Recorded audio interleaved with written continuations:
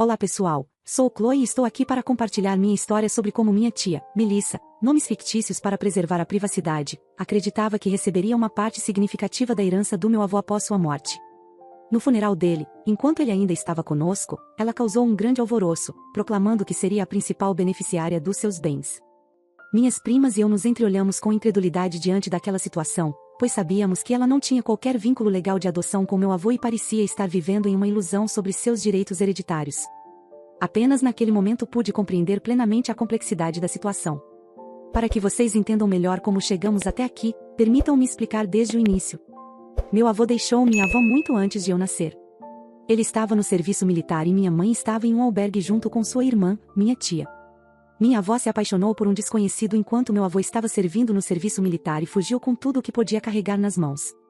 Meu avô simplesmente a deixou ir, sem vontade de impedi-la de viver a vida dela. Sempre achei isso tão característico dele, sempre tão doce. A morte dele foi um choque para todos nós e ainda estou triste, pois foi uma perda bem recente. No entanto, mesmo com toda essa história familiar tumultuada, continuamos a nos apoiar uns aos outros durante esse momento difícil. Após a partida da minha avó, meu avô dedicou-se completamente à criação de minha mãe e minha tia. Ele sempre as apoiou com amor e compreensão, apesar das circunstâncias difíceis. Sua morte pegou todos de surpresa, deixando um vazio profundo em nossas vidas. É difícil não sentir essa tristeza o tempo todo. Eu realmente o amava, sabe? Minha mãe costumava me contar como meu avô criou suas filhas sozinho, retirando-as do albergue quando retornou do serviço militar, e como eles enfrentaram dificuldades financeiras por um tempo, mas hoje nossa família tem um patrimônio considerável, como costumamos dizer, e por isso temos uma mansão enorme.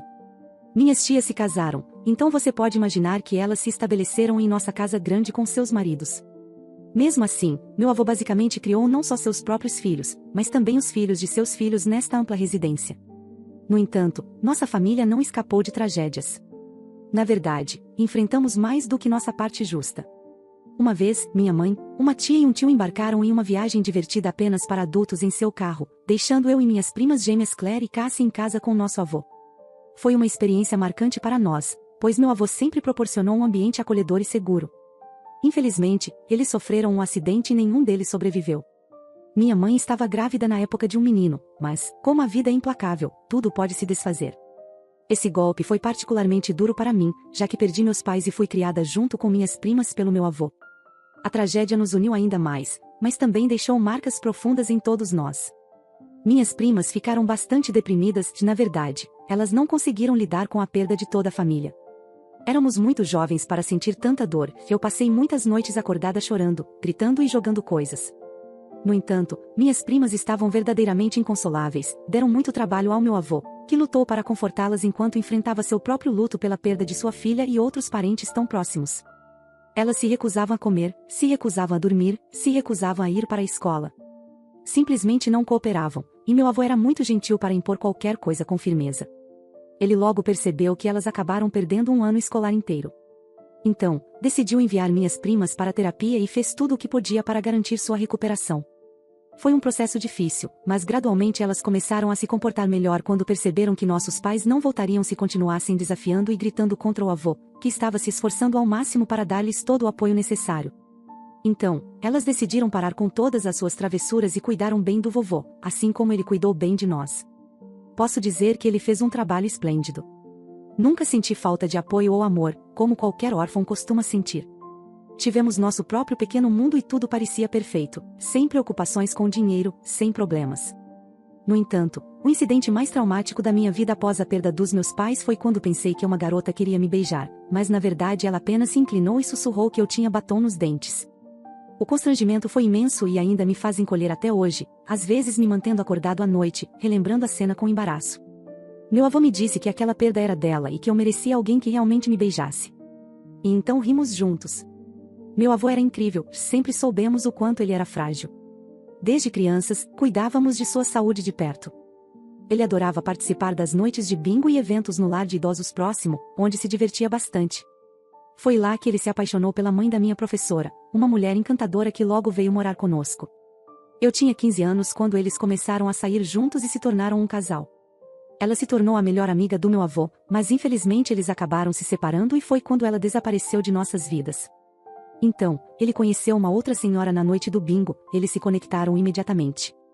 No começo, ela costumava assar biscoitos para nós, criando uma atmosfera acolhedora que nos fazia sentir parte da família. Eventualmente, porém, ela começou a assumir um papel mais disciplinador, como se fosse nossa avó adotiva. Ela tinha regras rígidas, como não permitir que usássemos saias ou tops que mostrassem qualquer tipo de pele, e bania completamente a comida iFood de casa. Para ela, uma alimentação saudável era fundamental. Além disso, acreditava firmemente que disciplina física, como palmadas, era essencial para moldar nosso caráter e nos tornar pessoas mais formidáveis e disciplinadas. Sempre nos dava um aviso claro antes de aplicar qualquer punição por algo que não gostava, dizendo que estava nos ensinando uma lição importante sobre comportamento e responsabilidade. Claro, que ela nunca nos castigava na frente do meu avô. Para ele, ela era um anjo absoluto, conhecida por suas caçarolas deliciosas e por sua devoção, lendo a Bíblia todas as noites e sempre cumprimentando a todos com gentileza, apoiada em sua bengala. Você sabe, ela tinha 5 anos a menos que meu avô. Bem, isso não parece muito agora, mas na época ela costumava sair com ele como se fosse sua namorada mais jovem, uma situação que hoje me parece simplesmente inacreditável. Ela tinha uma filha, Melissa, que infelizmente também era minha professora. Nós a chamávamos de tia não apenas porque ela era filha da namorada do nosso avô, mas também porque é costume onde moramos chamar as professoras de tia. Melissa sempre foi a antagonista da minha vida. Como sua mãe, ela tinha 2 faces distintas, uma na escola e outra em casa. Na sala de aula, eu recebi uma nota mais baixa porque uma vez gritei com ela, um lembrete claro de que não deveria desafiá-la. Fora do ambiente escolar, Melissa se apresentava como uma pessoa totalmente diferente, uma mulher gentil e prestativa, sempre pronta para ajudar os vizinhos com suas compras e participando ativamente nas atividades da igreja local. Ela era conhecida por suas receitas deliciosas que distribuía generosamente entre os amigos e vizinhos, e sua voz suave era um conforto para aqueles que buscavam conselhos ou apoio emocional.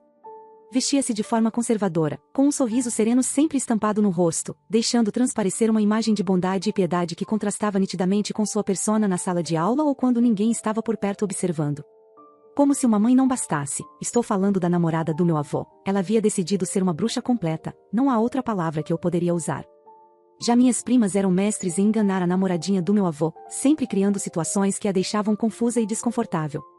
Elas aproveitavam ao máximo para pregar peças inofensivas, e houve um dia particularmente divertido em que meu avô estava tão histérico de tanto rir que parecia que nunca mais pararia. No entanto, apesar das brincadeiras aparentemente inocentes, a convivência estava se tornando cada vez mais tóxica e abusiva para nós. Houve momentos em que passávamos fome porque ela nos trancava na garagem sem nossos telefones, tornando a situação insustentável. Ela era idosa e andava com uma bengala, mas surpreendentemente ágil para nos disciplinar severamente, deixando-nos sem espaço para reclamações com nosso avô. A felicidade que meu avô sentia ao lado dela era genuína, o que nos causava um grande dilema. Embora ela nos tratasse mal desde o início, ela o tratava com uma gentileza que ele nunca havia experimentado antes. Ver o brilho nos olhos dele e a forma como ele sorria quando estava com ela era tudo o que eu sempre desejei para ele. Quando eu completei 21 anos e as gêmeas tinham 23, mudamos para um belo apartamento no centro da cidade. Visitávamos nosso avô frequentemente, tentando passar o máximo de tempo possível com ele. No entanto, a mulher com quem ele vivia nunca nos permitia ficar por muito tempo e sempre encontrava uma maneira de nos afastar. Era evidente que ela não gostava da nossa presença, mas nosso avô parecia tão feliz ao lado dela que tentávamos ignorar essa hostilidade. Eventualmente, ela faleceu enquanto dormia, seu coração simplesmente parou. Pode parecer duro, mas, ei, boa viagem. Sinceramente, estou aliviada que ela tenha partido. Ela era muito exigente, e meu avô sabia que esse momento chegaria.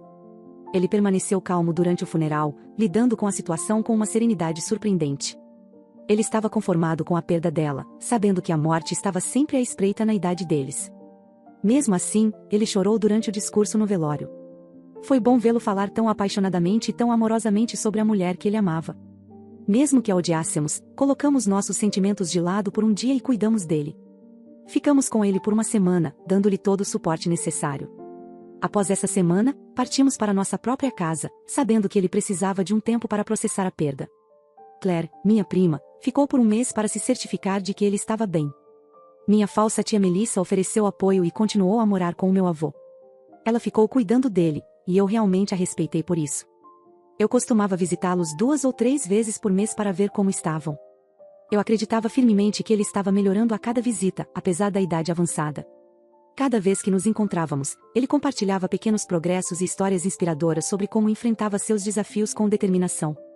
Eu tinha uma forte convicção de que ele ainda viveria por muitos anos, pois sua resiliência e otimismo me faziam acreditar que ele superaria as dificuldades da saúde. Essa esperança me confortava durante os momentos de despedida, pois eu imaginava um futuro onde ele continuaria presente, compartilhando sua sabedoria e amor pela vida. Melissa nunca permitia que eu ficasse mais do que um dia, o que me fez pensar que era pura aversão dela por mim e desconforto com minha presença. Agora, acredite, o sentimento é mútuo. No entanto, não consigo me livrar da suspeita e do arrepiante pressentimento de que algo sombrio estava acontecendo por trás dos bastidores.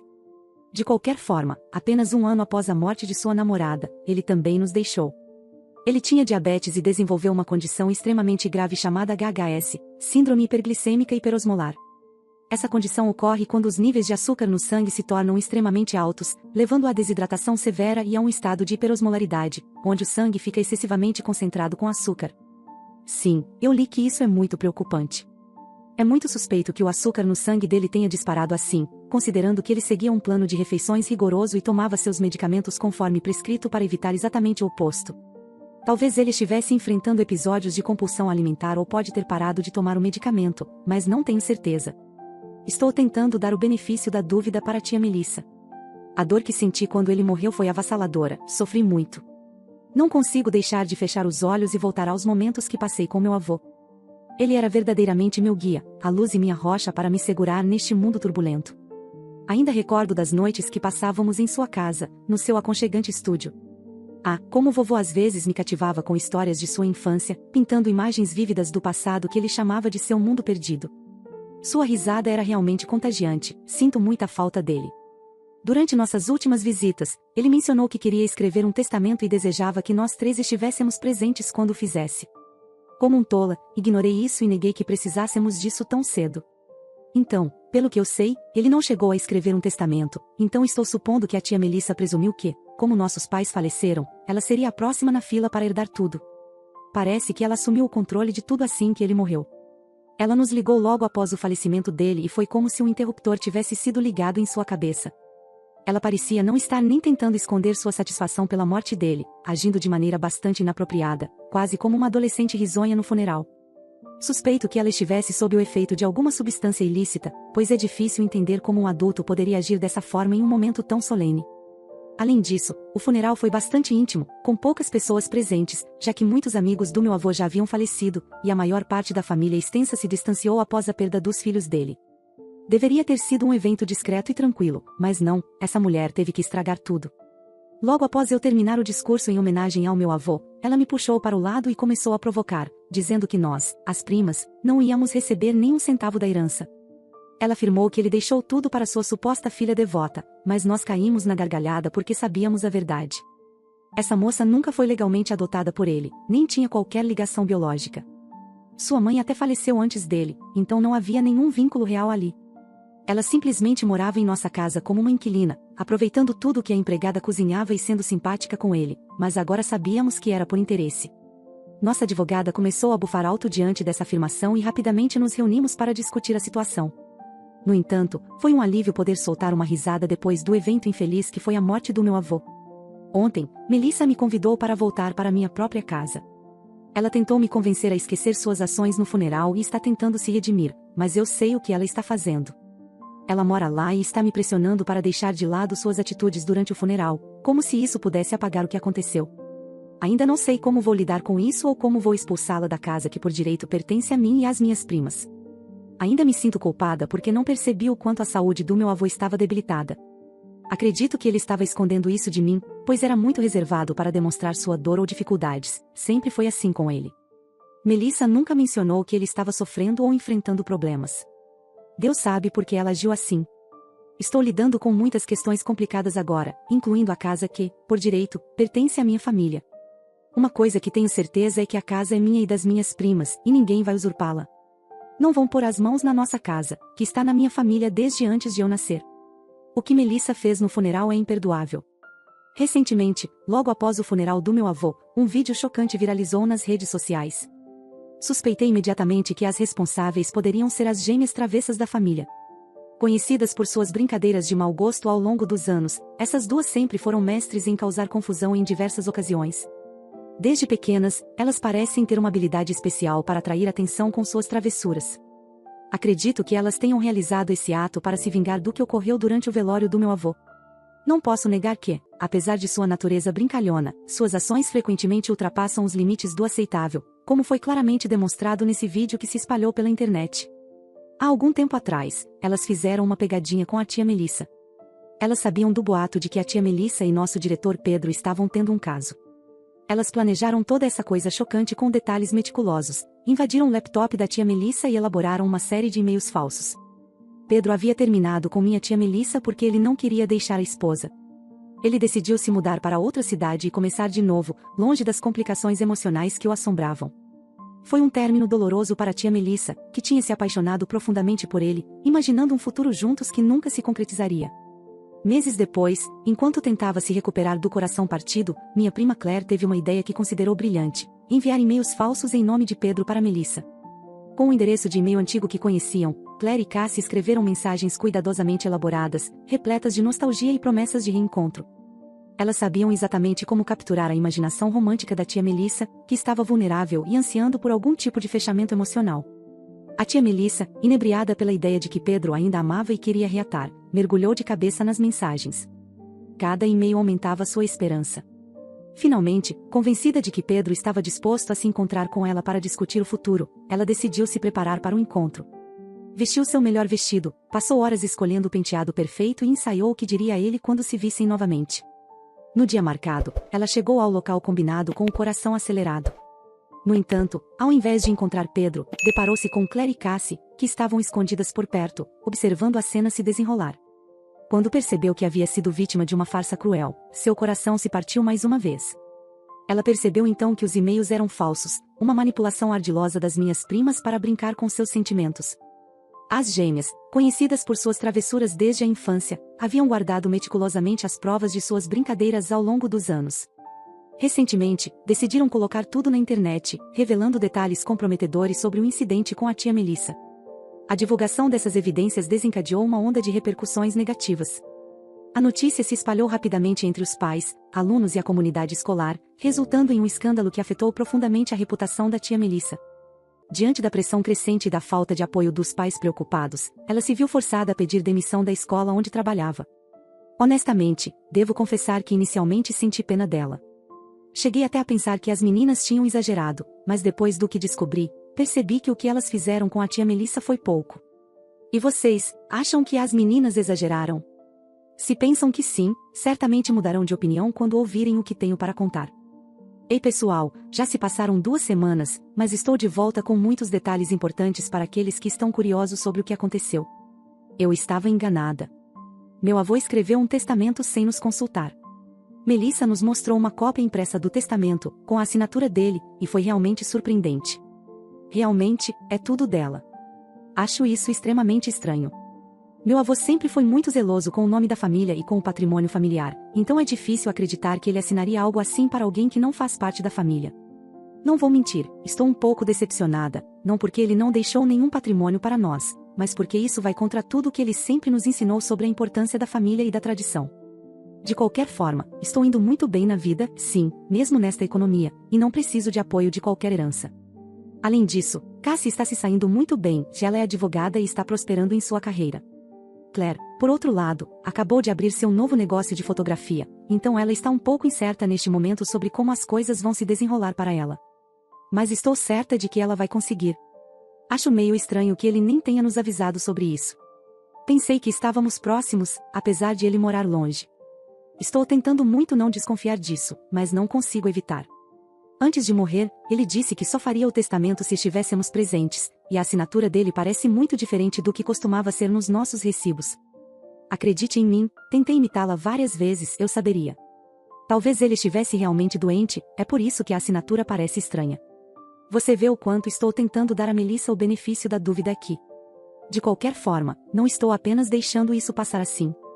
Vamos lá, precisamos investigar mais a fundo essa situação. Então, primeiro enviei uma cópia do testamento para um especialista em verificação de assinaturas, junto com uma assinatura antiga que eu tinha em um cartão de relatório. E adivinha só, não eram iguais. Eu já suspeitava que algo estava errado, e estava certo em desconfiar. Então perguntei a Melissa quem era a testemunha do testamento dela, afinal, é necessário ter uma testemunha para assinar um testamento, não é? Parece que ela mesma foi a testemunha. Muito conveniente, não acha? Agora estou cada vez mais certo de que há algo obscuro acontecendo por trás disso tudo. Afinal, ela não sabia que não poderia assinar como testemunha, precisando haver outra pessoa presente. Finalmente, conversei com o advogado do meu avô. O advogado do meu avô revelou que não tinha conhecimento dos detalhes do testamento, o que considerou extremamente alarmante. Meu avô sempre consultava um advogado em decisões importantes como seu último testamento, e a falta dessa consulta era muito estranha.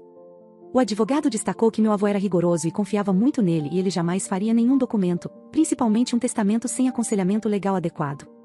Ele mencionou que isso poderia ser visto como um abuso de idosos, caso fosse comprovado. Bem, agora que descobrimos que o testamento é falso, estou decidido a expulsá-la de minha casa. Confrontei-a diretamente e a ameacei com consequências legais se não fizesse as malas e partisse. Dei-lhe um prazo de 1 mês para encontrar outro lugar, e finalmente a expulsei. Acreditem em mim, foi um desfecho necessário diante da situação. Em seguida, assim que nos mudamos para nossa casa, resolvi verificar as câmeras de segurança. Meu avô era bastante paranoico porque ele tinha 3 netinhas para cuidar, todas elas em quartos e banheiros separados. Há câmeras instaladas em todos os cantos da casa. Eu acessei as câmeras e assisti tudo o que estava gravado. Você vai literalmente chorar com o que eu descobri. Ela estava alimentando meu avô à força com arroz, alimentos açucarados e ricos em amido. Isso vinha acontecendo por meses até que seu corpo não aguentou mais. Pelo que vi nos vídeos, ela o tratava como um lixo. Nós nos certificamos de levá-lo a todas as consultas necessárias enquanto morávamos com ele, para garantir que seu diabetes fosse controlado e monitorar qualquer emergência que pudesse surgir, como a vez em que precisou ser levado às pressas para o hospital.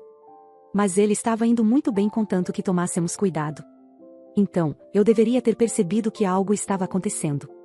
Felizmente, ela nunca o agrediu fisicamente, mas o tratou como nos tratava, e ele nunca disse uma palavra quando o visitávamos, porque ela ameaçava parar de nos deixar vê-lo e mandá-lo para um asilo. Olhando para trás, percebi que ela era muito manipuladora e de alguma forma conseguiu convencer meu avô de que estávamos prestes a perdê-lo. Infelizmente, acabamos perdendo-o mesmo assim. Se ele tivesse compartilhado tudo isso conosco, ainda estaria aqui hoje. Fico lembrando de todos os momentos que passamos juntos naquela velha cozinha empoeirada, onde ele não apenas me ensinou a arte da culinária, mas também compartilhou receitas de família que foram passadas por gerações. O homem era um verdadeiro mestre quando se tratava de habilidades culinárias.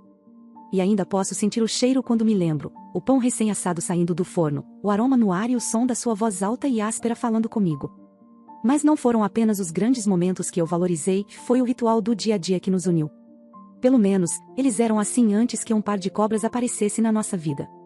Ao longo dos nossos passeios no parque, de mãos dadas, compartilhamos histórias e sonhos. Nós amávamos esses passeios, íamos quase todos os dias. Era durante esses momentos simples que nos aproximávamos, discutindo nossos planos para o futuro e rindo das nossas pequenas aventuras. Aqueles dias eram preciosos, mesmo que não soubéssemos o que estava por vir. Enquanto escrevo, meus olhos se enchem de lágrimas. A saudade é avassaladora e meu avô fará muita falta. A memória dele será sempre uma inspiração para mim, e a falta que ele deixou será sentida todos os dias. Eu o amava profundamente, não deveria tê-lo deixado sozinho com aquela bruxa. Eu me culpo por não ter percebido como ele estava se sentindo. Não consigo colocar em palavras tudo o que estou sentindo agora que sei a verdade. Em breve, farei uma queixa formal, mas por enquanto, enviei cópias dessas fitas de vídeo para a escola e para a proprietária da casa dela. Sei que ela perdeu o emprego. As coisas se tornaram extremamente confusas e agora Melissa não tem para onde ir. Eu sei que estou fazendo certo em realizar uma queixa formal contra Melissa, mas seria reconfortante ouvir a opinião de vocês. Então pessoal, infelizmente, não é uma história feliz, mas é a minha história. Agradeço do fundo do coração pelo apoio que tenho recebido. Suas palavras e gestos significam muito para mim neste momento difícil.